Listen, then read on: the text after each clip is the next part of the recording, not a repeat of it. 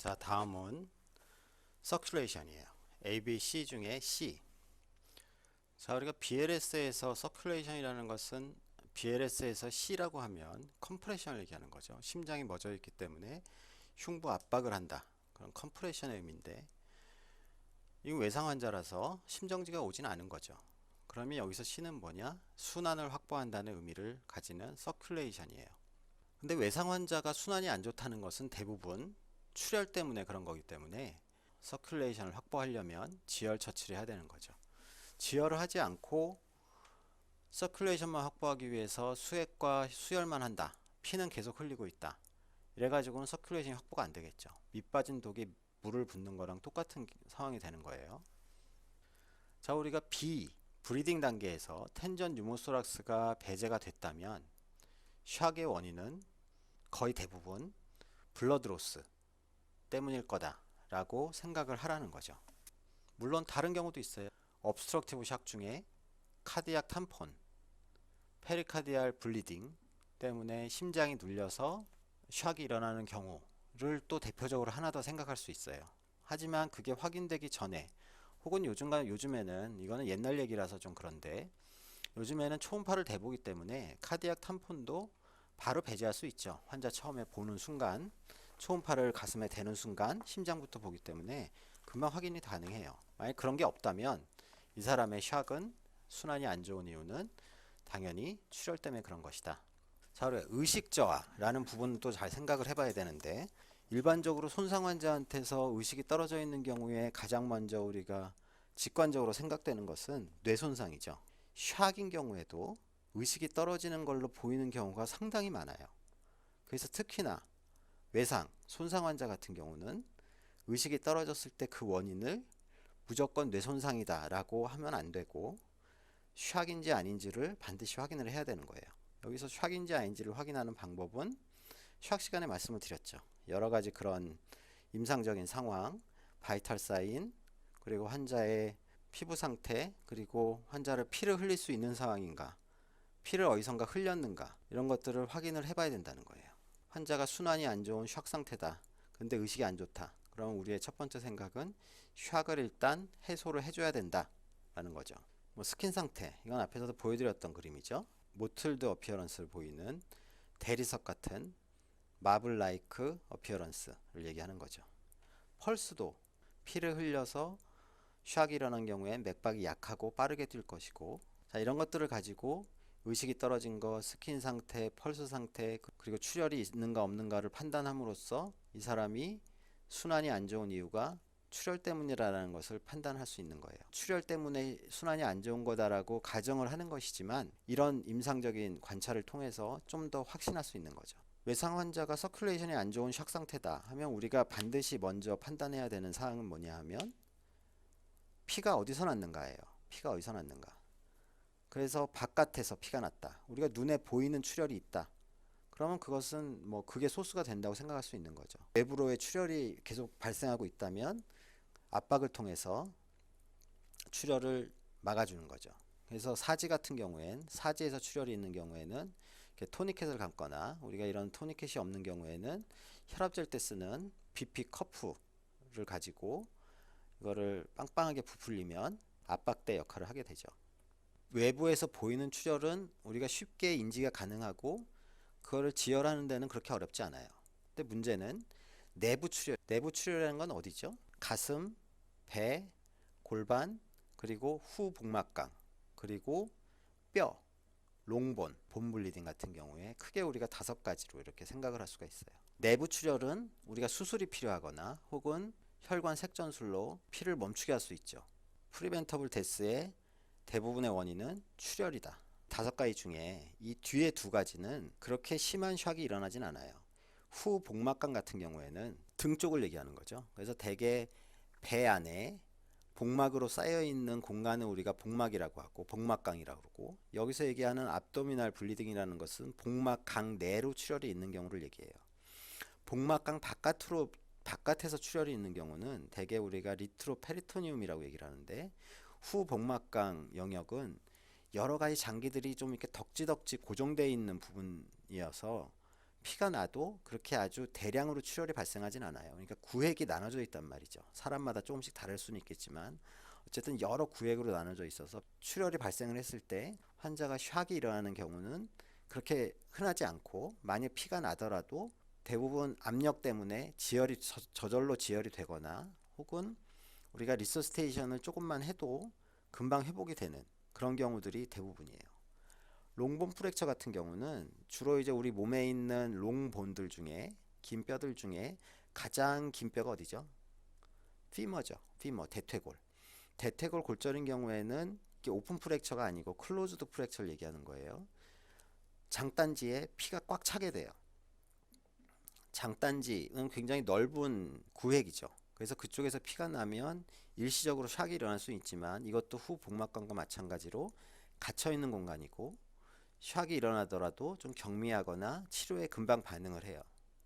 그래서 이 뒤에 두 가지는 우리가 밖에서 보이지 않는 뇌출혈이라고 얘기는 하지만 실제로 심각한 샥이 일어나지는 않는 경우라고 생각을 하셔도 무방해요. 그럼 심각한 샥을 일으키는 부위는 어디냐? 이 위에 세 가지예요. 체스트와 흉강, 압도멘, 복막강, 펠비스, 골반강. 이곳은 출혈이 한번 발생을 하면 아주 크게 열려있는 공간이어서 몸에 있는 피가 거의 다 쏟아져 나와도 다 채우지 못할 정도로 그렇게 넓은 공간들이에요. 뇌출혈이다. 그런데 환자가 심한 샥이다 하면 이 세 부위에서 어디에서 피가 나는지 우리가 찾아야 하는 거예요. 그걸 찾아야 하는 이유는 빠른 지혈적 처치를 위해서죠. 지혈 처치라는 것은 프라이머리 서베이의 Circulation with Hemorrhage Control이라는 이 파트, 이 C 단계를 완료하기 위해서 해야 하는 것이에요. 앞에 골든타임 얘기할 때 지혈적인 수술을 완료해야 된다고 했는데 이 단계를 얘기하는 거예요. 그래서 사실은 뇌출혈이 있는 경우에, 가슴이나 배나 골반강에 출혈이 있는 경우에 이 출혈을 잡지 못하면 실제로 프라이머리 서베이가 완료가 안 되는 거죠. 그렇기 때문에 이걸 완료하기 위해서 우리가 수술적인 처치가 필요하다, 혹은 시술이 필요하다 라는 것을 아셔야 돼요. 흉강, 복막강, 그리고 골반강, 이 셋 중에 어디냐, 이걸 우리가 찾으면 되는 거예요. 환자가 안 좋은 경우에는 엑스레이를 바로 못 찍는 경우도 있죠.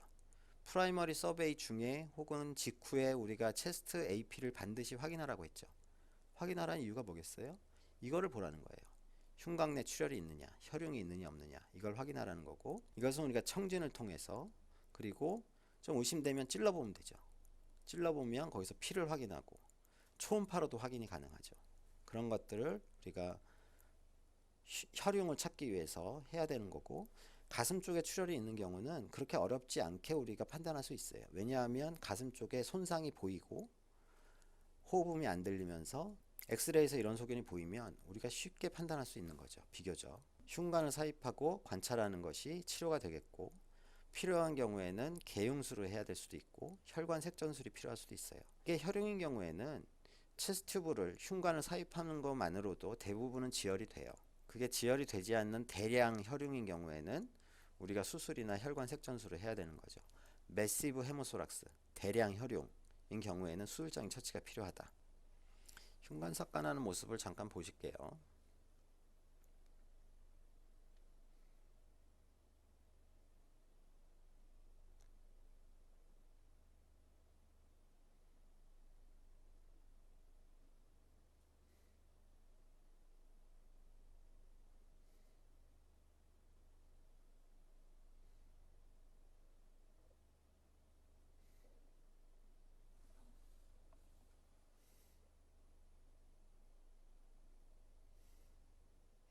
네 번째, 다섯 번째 인터코스탈 스페이스를 찾으라는 말이죠. 갈비뼈를 만져가면서 네 번째 혹은 다섯 번째 인터코스탈 스페이스를 찾으면 돼요.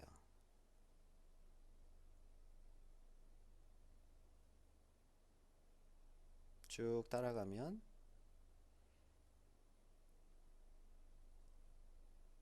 네 번째, 다섯 번째 인터코스탈 스페이스를 찾을 수 있고, 아까 그림에서 나왔던 안전한 부위, 겨드랑이 밑에 쪽을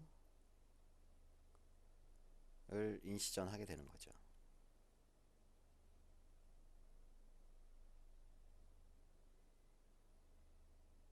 저 피는 피부 밑에서 나는 거죠.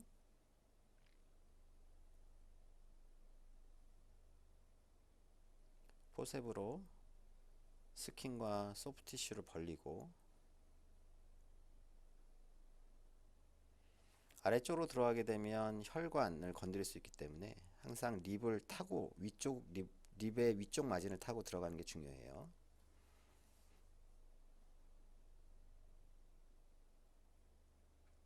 손가락으로 립을 만지고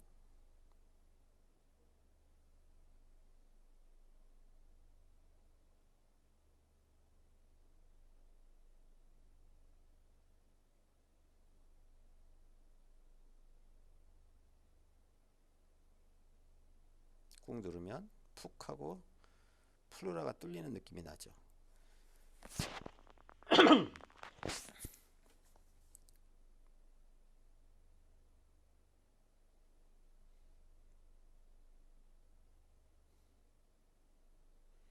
저렇게 손가락을 넣고 후비는 이유는 관이 들어갈 수 있도록 좀 넓게 벌려주는 거예요.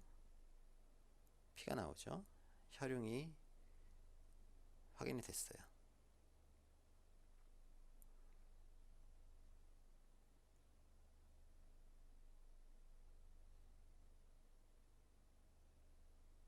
흉관을 삽입을 하면 되는 거죠.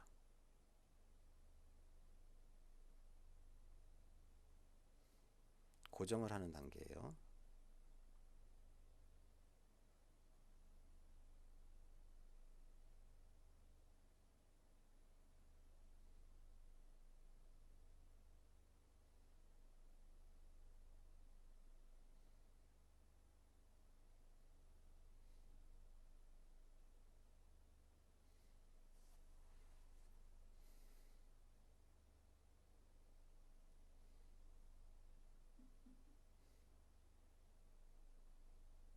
잘 드레싱을 해서 덮어주면 되는 거죠.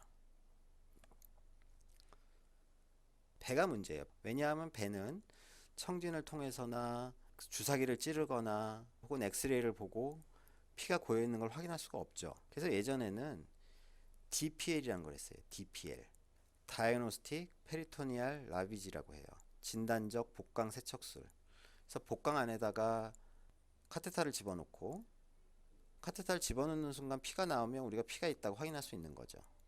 하지만 바로 나오지 않는 경우들이 대부분이어서 이런 경우에는 여기다 물을 채우고 환자를 잘 흔들어서 물과 피를 잘 섞은 다음에 이거를 주사기를 뽑아내고 그 뽑아낸 물에서 혈액이 있는지 현미경으로 관찰을 하는 방법이 예전에 있었어요. 하지만 요즘은 이런 거 안 하죠. 뭘로 하냐 하면 초음파로 확인을 하죠.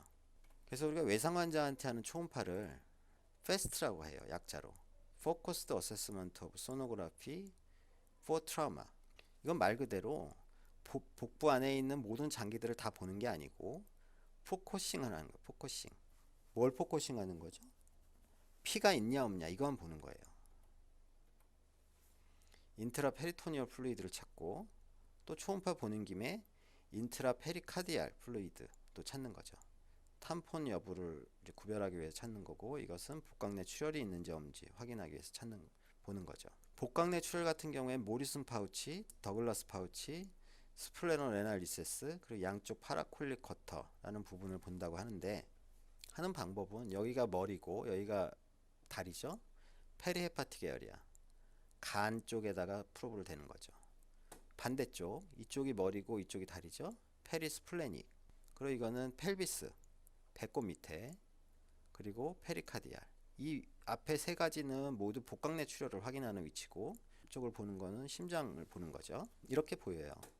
피는 여러분들 초음파를 배웠는지 모르겠는데 까만색으로 보이죠. 피나 물은 또 아주 어큐트 블리딩인 경우에는 이게 이렇게 까맣지 않고 피가 꾸덕꾸덕하기 때문에 초기에는 약간 하얀색 빛을 띠는 경우도 있어요.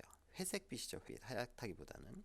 그래서 이건 지금 간하고 콩팥 사이에 물이 고여 있는 걸 얘기하는 거고 이것은 지금 비장과 콩팥 근데 이쪽은 주로 피가 고이면 여기처럼 간과 콩팥, 비장과 콩팥 사이에 고이는 게 아니고 비장 위쪽과 횡격막 사이에 많이 고여요. 그래서 여기 하얀 곳이 횡격막이고 횡격막과 비장 사이에 피가 있는 걸 확인하는 거고요. 이건 블레더죠. 블레더 주변에 이렇게 까맣게 역시 물이 찬 것, 피가 찬 것 확인하는 거고 심장 막 주변에 이렇게 피가 차 있는 부분, 이 하얀 부분이 페리카디움이 되겠고, 여기가 이제 머슬이 되겠죠. 그 사이에 피가 차 있는 걸 확인하면 돼요. 자, 이렇게 보면 좀 막연할 수도 있는데, 여러분들 실제로 나중에 실습을 나와서 기회가 되면 초음파를 대볼 때 반드시 옆에 와서 확인을 한번 해보세요. 어렵지 않게 확인할 수 있어요. 그럼 어떻게 한다? 복강 내 출혈이 있기 때문에 이것은 수술을 해야 되는 거죠. 아까 골든타임 얘기할 때 수술장에 들어간다, 이런 환자들이 해당이 되는 거예요. 대개는 경우에 따라서는 혈관 색전술로 지혈 시술을 할 수도 있고, 혈관 색전술을 한다면 굳이 수술장에 들어가지 않아도 지혈이 가능하겠죠.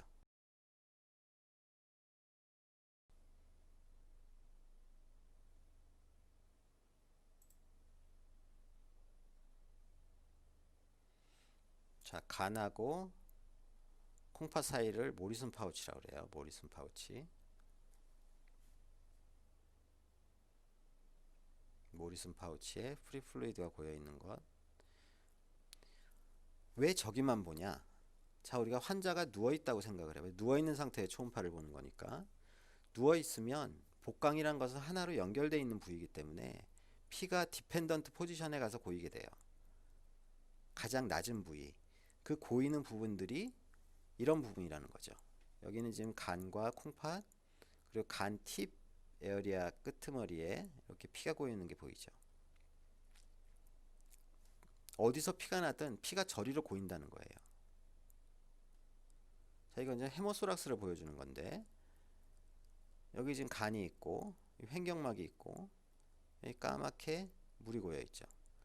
원래 가슴 쪽에는 공기만 차 있기 때문에 대개는 공기가 차 있으면 초음파가 투과하지 못해요. 그래서 아무것도 안 보인단 말이에요. 근데 저렇게 검게 보일 때는 우리가 헤모소락스다라고 판단할 수 있는 거죠. 자, 이건 반대쪽이죠. 스플린과 키드니. 대개 이쪽에서는 아까 횡격막과 스플린 사이에 피가 고인다고 그랬죠. 그래서 여기를 서브프레닉 에리아, 코스토프레닉 리세스라고 해요. 실제 초음파를 보면 키드니가 있고 스플린이 있죠. 횡격막이 있어요. 횡격막까지 확인을 하고 횡격막과 스플린 사이에 피가 고인 것을 확인하는 거예요. 여기 횡격막이 있죠. 여기 스플린 있죠. 여기 까맣게 보이죠. 여기. 예. 이 부분이 피가 고인 거죠. 물론 여기도 보여요. 여기도. 자, 이거는 횡격막과 스플린 사이에 피가 아주 많이 고여 있죠. 비장 출혈이 있는 경우에 이렇게 많이 보여요.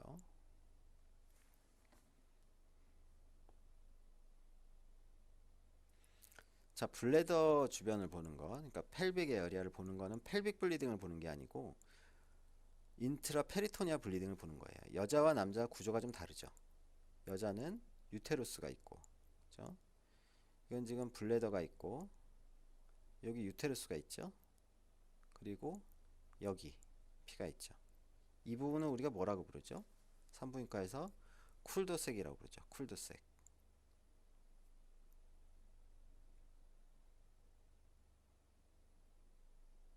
복강 내 출혈이에요.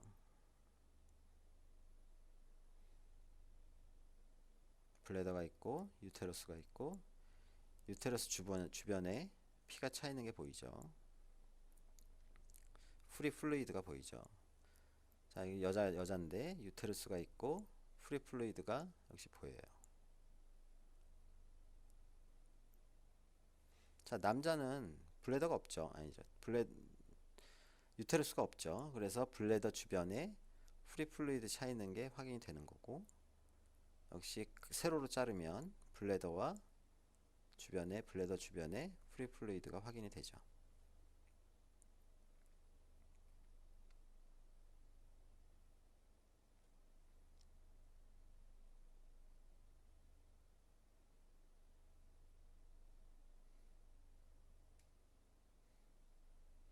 역시 블래더와 프리 플루이드를 보여주고 있어요.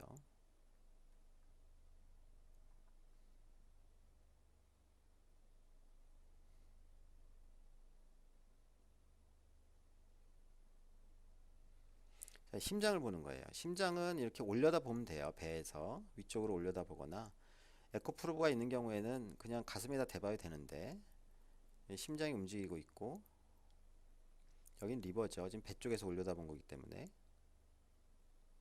간이 있고 RV, LV가 보이는 거예요. 심장이 포체인버가 잘 보이죠? 파라스터널 롱엑시스는 여러분들 에코 순환경 시간에 배웠죠. 가로로 보통 에이펙스를 반대쪽에 두기도 하는데 자 여기 보면 심장이 있고 간이 있고 그 가운데 헤마토마가 하얗게 차 있죠. 이거는 아주 어큐트 블리딩이기 때문에 피가 아직 액화가 되지 않은 상태에서 이렇게 하얗게 보여요. 이건 그냥 헤마토마죠. 헤마토마. 심장이 눌리고 있죠. 피가 너무 많아요. 보면 심장이 눌리죠. 이게 RV가 눌리는 게 보이죠. 자, 초음파를 이용해서 배와 심장 쪽에 혈액이 있는 것, 출혈이 있는 것을 확인하는 방법을 공부를 했어요. 자, 이제 한 군데 남은 데가 어디죠? 골반강이죠. 자, 골반강은 엑스레이로도 안 보이고 골반은 찌를 수도 없어요. 분단적 복강 세척술처럼 어떤 카테터를 집어넣을 수도 없고 저 부분은 장이 워낙 많이 차 있기 때문에 초음파로도 확인이 안 돼요. 그래서 골반 내 출혈은 우리가 소생실에서 직접적으로 확인할 방법은 없어요. 확인할 수 있는 방법은 CT를 찍는 수밖에 없어요. CT를 찍기 전에는 확인이 안 되죠. 정확하게. 그래서 이 부분은 우리가 어떻게 확인을 하냐면 골반골 골절, 골반 골절은 우리가 확인할 수 있죠. 엑스레이로 확인할 수 있죠. 이거는 프라이머리 서베이 직후 혹은 진행 중에 찍는 세 가지 엑스레이, 체스트 AP, 시스파인 라테랄, 그리고 펠비스 AP. 여기서 이게 펠비스 AP죠. 시스파인 라테랄을 왜 찍는지는 얘기는 안 하고 넘어갔는데 왜 얘기를 안 해도 그건 아시겠죠? 에어웨이 메인터넌스 위드 시스파인 모션 리스트릭션, 그 부분에서 시스파인 프랙처를 우리가 감별하기 위해서 찍어야 되는 거겠죠. 자, 펠빅 본 프랙처가 있어요. 펠빅 본 프랙처가 있는데 저 펠빅 본 프랙처가 있다고 해서 이 안에 피가 차 있는 거냐 라는 거를 우리가 바로 연결시킬 수는 없죠. 그건 너무 비약이 심하다고 할 수도 있어요. 그럼 어떻게 아냐 저걸 보고. 외상 환자가 왔는데 대량 출혈이 의심이 돼. 외부 출혈도 없고 흉부와 복강 내 출혈이 없어요. 흉부와 복강 내 출혈을 어떻게 확인하는지는 앞에서 말씀을 드렸어요. 그 두 가지 부위에 출혈이 없는데 환자가 하이퍼볼레믹 샥이 강력히 의심이 되는 상황이에요. 그런데 보니까 골반골 골절이 있어요. 이거는 우리가 엑스레이를 찍어서도 확인할 수 있지만 실제로 골반을 이렇게 눌러보면 피지컬 리그잼을 통해서도 골반의 인스테빌리티를 확인할 수가 있어요. 어쨌든 그 부위에 골절이 있고 손상이 있다. 그런데 다른 부위에 피가 없다.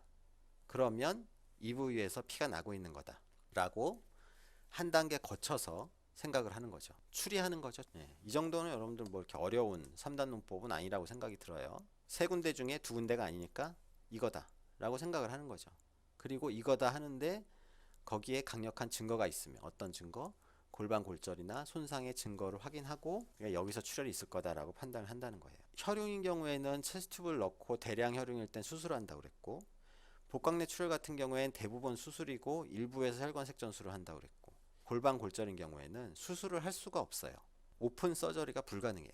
여러분들 예전에 카데바 시습할 때 기억을 되살려 보면 저 골반 내를 들여다본 적이 있죠? 있나요? 네요. 굉장히 깊고 광활한 공간이죠.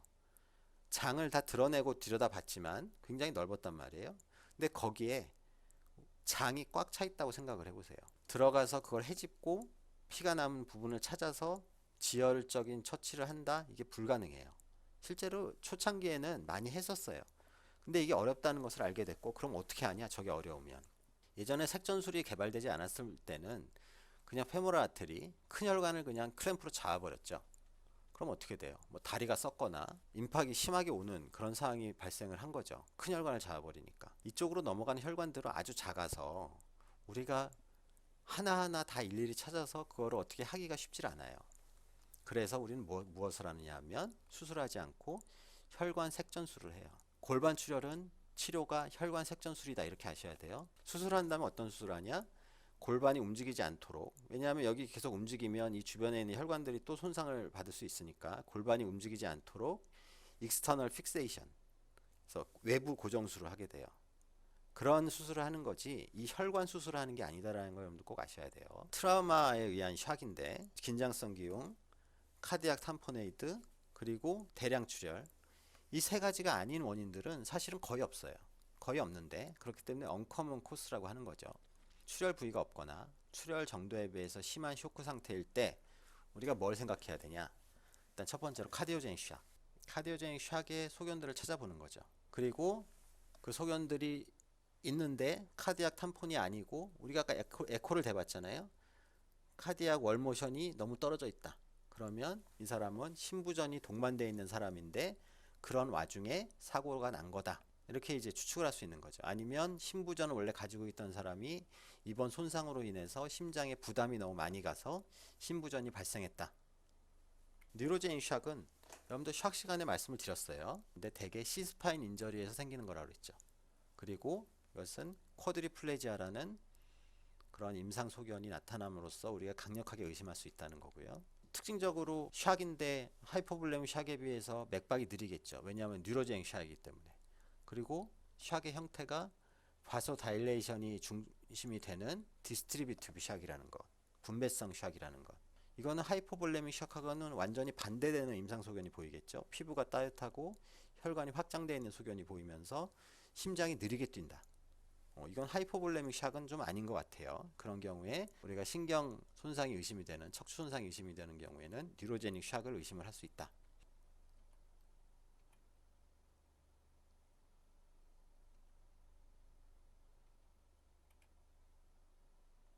그림만 봐도 이해가 되죠. 그리고 그 외에 여러 가지 이제 내과적인 질환들이 컴바인 된 경우. 자, 어떤 경우에 주로 이런 게 생기냐 하면 이런 거죠. 여러분들 예전에 그 김주혁 배우가 사고가 났을 때 교통사고로 사망했잖아요. 운전을 멀쩡하게 하고 있다가 갑자기 이상한 데로 달려가서 정면 충돌을 하고 브레이크도 밟지 않은 상태에서 사고가 난 거예요. 무슨 일이 일어난 건가요? 이거는 운전을 하다가 의식을 잃은 거죠. 순간적으로. 의식을 잃으면서 차가 달려가 사고가 난 거. 이거는 의식을 잃는 어떤 원인이 발생을 한 거죠.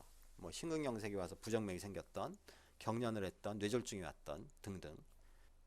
또 나이 많은 분들은, 노인들은 높은 데서 떨어지는 경우가 많다고 그랬잖아요. 추락. 왜 추락을 할까요?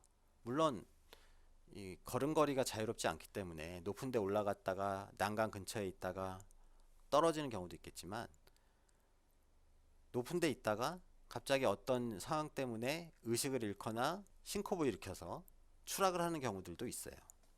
요즘은 뭐 그런 거 별로 없지만 단독주택 옥상에 보면 이렇게 빨래 널는 그런 옥상이 있었잖아요. 옛날에는 단독주택 2층, 3층 건물 옥상에서 빨래를 많이 널었어요. 할머니들이. 빨래 널다가 갑자기 몸이 안 좋아서 하다가 떨어지는 거예요. 그러면 손상만 가지고는 이게 설명이 잘 안 되는 경우들이 있죠. 그런 경우엔 카디오제닉 샥, septic 샥, 다른 obstructive 샥 같은 다른 샥의 원인들을 찾아보려는 노력을 하셔야 돼요. 물론 앞에 있는 것들이 다 배제가 되고 나서 이런 것들을 생각을 해보는 거죠. 자, 프라이머리 서베이의 다음 단계, ABC 다음 단계는 디서빌러티예요. 자, 디서빌러티는 신경학적인 평가를 하는 거고 글라스고 코마 스케일과 퓨필 리플렉스만 확인하는 거예요. 여러 가지를 확인하는 게 아니고. 근데 이 의식이 떨어져 있다. 이것은 앞에 A, B, C 단계가 해결이 돼야지 이 의식이 떨어진 게 뇌손상 때문에 그렇다라고 얘기할 수 있는 거예요. 예를 들면 혈압이 30이다. 세츄레이션이 50이다. 기도가 막혔다. 이런 거는 그거 자체로도 의식이 떨어질 수 있기 때문에 그거를 해결하고 나서 신경학적인 평가를 한다는 거죠. 그래서 이걸 A, B, C, D 순서라고 얘기를 할 수도 있는 거죠. 자, 디서빌리티에서 확인하는 것은 퓨필 리플렉스 외에 의식 상태를 평가하는데 그 의식 상태를 평가하는 방법은 두 가지가 있어요. 얼러트, 버발, 페인, 언리스폰시브니스. 이거는 얼러트는 그냥 얼러트고 의식이 명료하다는 거고, 버발이라는 것은 말로 했을 때 반응한다는 거예요. 예를 들면 눈을 감고 있어요. 환자가 눈 떠보세요, 팔 들어보세요 하니까 움직여. 내 말대로 움직여. 그러면 이거는 버발이에요. 페인은 말을 하는데 눈을 안 떠. 통증을 막 주니까 눈을 번쩍 떠. 이런 게 페인이고, 언리스폰시브니스는 그거에도 불구하고 아무 반응이 없는 경우, 통증까지 줬는데도 반응이 없는 경우에 우리가 U라고 얘기해요. 그래서 간단하게 의식을 평가하는 방법 AVPU 이런 방법이 있고, 하지만 이거는 그렇게 객관적이라고 할 수 없죠. 수치화가 되어 있지 않은 거라서 우리가 수치화된 의식평가 도구로서 글래스고 코마 스케일이라는 걸 쓰죠. 글래스고 코마 스케일은 이렇게 하는 거죠. 세 가지 서브 카테고리가 있고, E는 자발적으로 눈을 뜨고 있으면 4점, 반응이 없으면 1점, 최하 점수가 다 1점이에요. 그래서 GCS 최하 점수는 3점이에요. 0점이 아니고. 그걸 반드시 아셔야 되고 헷갈리지 마시고요. 눈을 뜨고 있으면 4점, 눈 떠보세요 하니까 눈을 뜨면 3점, 그래도 안 떠서 통증을 줬더니 눈을 뜬다. 그럼 이건 2점이죠. 그래서 4, 3, 2, 1로 결정을 하는 거고, 운동 반응 M이라고 하는데 6점은 뭐냐 하면 이거는 반응을 보는 거예요. 모터 파워를 보는 게 아니고, 그걸 헷갈리시면 안 돼요. 나의 명령에 복종한다 이거죠. 지시대로 움직인다. 자, 손 들어보세요. 왼손 잡아보세요. 눈 떠보세요. 하는데 반응을 제대로 해요. 그럼 이거는 6점이에요. 근데 반응은 잘 못하는데 어떤 걸 하냐 하면 우리가 가슴에다가 스터널 에어리어에 통증을 막 준단 말이에요. 통증을 주면 그 통증에 반응을 하면서 내 손을 잡아요. 이게 뭐예요? 로컬리제이션이라고 하는데 영어로는 통증 부위에 손이 오는 거죠. 통증 부위에 손이 온단 말이에요. 그럼 이게 5점이고, 통증 부위를 회피한다는 거는 스터널 에어리어에 통증을 주면 이건 회피가 안 되죠. 우리가 몸통을 움직일 수는 없으니까, 누워있는 사람이 주로 손가락에 통증을 줬을 때 이 손을 빼면 그거를, 그래서 M의 운동 반응의 4점, 그래서 회피 반응이 보이는 경우, 그리고 제피 반사, 제뇌 반사, 이건 여러분들 아시죠? 신경과 때 배우셨을 거예요. 반응이 없으면 1점. 그리고 언어 반응인 경우에는 이건 좀 헷갈리는데, 명료한 건 5점이고 아예 소리가 안 나면 1점이에요. 자, 알아들을 수 없는 소리가 난다. 뭐 이런 약간 신음소리 같은 것들, 그런 걸 내면 2점이고, 4점하고 3점이 좀 헷갈려요. 4점은 뭐냐 하면 현재 우리나라 대통령이 누구죠? 이명박이에요. 자, 이거는 알아는 듣는데 헷갈리는 거죠. 컨퓨즈 하다는 거예요. 컨퓨즈. 당신 지금 어디 있어요? 병원에 와 있는데, 아, 여기 우리 집입니다. 자, 이런 거. 부적절한 단어라는 거는 오늘이 며칠이죠? 했는데 이명박입니다. 여기가 어디죠? 내 이름은 아무개입니다. 이런 식의 대답. 그러니까 질문과 대답이 연결이 안 되는 경우, 그런 경우는 우리가 3점이에요. 자, 이런 식으로 GCS를 평가하는데, 여러분들 GCS는 그냥 바이탈 평가하듯이 하는 거예요. 환자가 오면 이 사람 몇 마디 물어보고 통증 줘보고, 아, 이 사람이 GCS 몇 점입니다. 의식상태 13점입니다. 14점입니다. 8점입니다. 이런 식의 평가를 할 수 있어야 돼요. 그래서 이런 의식상태를 평가했을 때 이 GCS 점수에 따라서 우리가 14점, 15점을 마일드, 9에서 13점을 모더레이트, 9점 미만이면 시비어라고 하고, 이건 지금 뭘 하는 거죠? 뭘 평가하고 있는 거죠? 트라우마틱 브레인 인저리의 정도를 평가하고 있는 거죠. 신경학적인 평가인데 페리페랄 러브나 뭐 스파이널 코드 이런 데를 평가하는 게 아니고 뇌손상을 평가하고 있는 거예요. 지금 의식상태를 평가하는 GCS 점수를 가지고 트라우마틱 브레인 인저리의 중증도를 정을 한다, 이렇게 아시면 돼요. 자, 여기까지 하고 나면 그 다음에 하는 건 뭐죠? 이제 환자를 홀딱 베끼고 체온이 떨어지지 않도록 하는 거고, 밑에 보면 외상 환자의 저체온은 나쁜 예후와 직접적으로 연관이 있다. 앞에 말씀드렸죠? 저체온증은 뭘 악화시킨다고 그랬어요? 코아귤로패시를 악화시키고 출혈을 계속 일어나게 해서 환자가 회복하지 못하도록 하는 그런 기전을 따라가는 거죠. 자, 여기까지가 이제 프라이머리 서베이고, 지금부터는 이제 세컨더리 서베이예요. 프라이머리 서베이가 끝나면 이 사람은 지금 당장은 죽지 않는다, 숨 쉬고 심장이 뛰고 하는 데는 아무 문제가 없다라고 판단을 하는 거예요. 프라이머리 서베이가 금방 끝나는 것처럼 했지만 실제로 금방 끝나지 않을 수도 있는 거죠. 시술을 하거나 수술장을 가야 되는 경우도 있어요. 그런 경우엔 프라이머리 서베이가 금방 종료되진 않아요. 어찌됐든 간에 지혈적인 처치가 끝나고 신경학적인 평가가 끝나면 프라이머리 서베이가 끝났다고 생각을 하고 환자를 익스포저하고 체온을 유지하면서 세컨더리 서베이로 들어가요. 세컨더리 서베이는 언제 전에는 하면 안 되냐? 1차 사정이 완료될 때까지, 소생술이 완료될 때까지, 환자가 안정화되기 전까지는 시작하는 게 아니다. 프라이머리 서베이가 끝나야지 시작하는 거다. 머리끝부터 발끝까지 다 뒤진다고 생각하시면 돼요. 히스토리 테이킹, 진찰, 뉴럴로지 이그잼, 여러 가지 검사들, 엑스레이, 랩 이런 것들 다 보면서 환자를 자세하게 평가를 하는 거죠. 세컨더리 서베이 단계에서 우리가 이제 하는 여러 가지 검사들 중에 뭐 많은 엑스레이, 무슨 안지오그라피 등등이 있지만, 최근에는 2단계에서 하는 가장 중요하고 빈번하게 하는 검사는 CT예요. CT를 어떻게 찍냐? 전신을 다 찍어요. 그래서 머리, C스파인, 체스트, abdomen, 그리고 스파인 CT까지, L스파인, T스파인, 그리고 필요하다면 팔, 다리까지 다 찍어요. 그렇게 해서 전신 CT로 환자를 풀 이밸류에이션을 할 수가 있어요. 사실은 브레인 CT는 바로 찍을 수 없죠. 왜? ABC가 안 끝났기 때문에. ABC가 안정이 되고 GCS 스코어와 퓨피를 보고 뇌신경이 의심이 되면 머리 CT를 빨리 찍어야 되는 거죠. CT를 찍을 수 있도록 환자가 안정화가 됐기 때문에 환자를 그냥 CT실 가서 전신을 다 찍으면 되는 거예요. 그리고 실제로 어느 정도 중증도가 좀 약한 사람들, 당장 소생술을 하거나 이럴 필요가 없는 비교적 안정된 혈력증으로 가지고 있는 사람들은 프라이머리 서베이를 쭉쭉쭉 하면서 정말 10초 1분 안에 끝낼 수 있는 거죠. 괜찮네 괜찮네 괜찮네 괜찮네 하고 그 다음에 우리가 하는 거는 전신 CT 이렇게 하시면 돼요. 자, 우리 CT를 바로 그러면 찍으면 안 되냐? 프라이머리 서베이를 하려고 그 뭐 초음파 대고 엑스레이 찍고 뭐 이것저것 고민하고 이럴 필요가 있냐? CT 찍으면 되는데 CT의 문제는 환자가 CT 찍다가 심정지가 오는 게 문제인 거예요.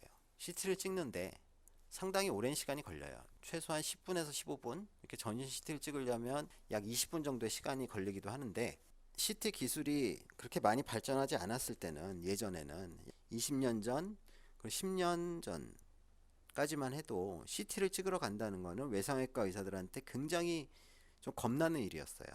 왜냐하면 한번 들어가면 40분, 50분, 길게는 1시간씩 CT를 찍고 있는 경우들이 많았는데, 그럴 때는 그 CT 찍고 나서 검사한다 했는데 환자는 죽었다, 뭐 이런 일들이 빈번하게 있었던 거죠. 요즘에는 그 시간이 많이 단축되긴 했지만 심정지가 한번 발생을 하면 이 사람은 생존율이 급격히 떨어지기 때문에 우리가 프라이머리 서베이가 끝나기 전에는 CT를 찍지 않는 게 원칙이에요. 자, 지금까지 말씀드린 내용 챕터 1에 있는 내용들이에요. 다 이니셜 어세스먼트와 매니지먼트, AOA와 벤틸레터리 매니지먼트, 여기는 이제 인공호흡기 얘기가 많이 들어가기 때문에 지금 여러분들한테 이야기를 하기에는 좀 어려울 것 같고, 샥 부분은 이미 앞에서부터 샥에 대해서는 굉장히 긴 시간 동안 얘기를 했어요. 그리고 이 다음 시간에 샥 치료를 얘기하면서 또 이 부분에 대해서 또 조금 더 말씀을 드릴게요. 그리고 이제 4장부터는 외과 교수님들이 와서 말씀해 주실 그 강론에 해당이 되겠고요. 그래서 이제 공부를 하면 여러분들이 이제 ATLS 과정을 어느 정도 이제 마칠 수 있게 되는 거고, 하지만 실제로 여러분들이 이 책을 읽어봐야 돼요. 이 책을 읽기는 별로 어렵지 않아요. 생각보다. 여러분들 정도의 영어 능력을 가지고 있으면 충분히 읽어 내려갈 수 있을 것 같고, 그림도 많고 하기 때문에 그 내용은 저희가 구글 드라이브에 같이 올려드릴게요. 한번 다운받아서 읽어보도록 하세요.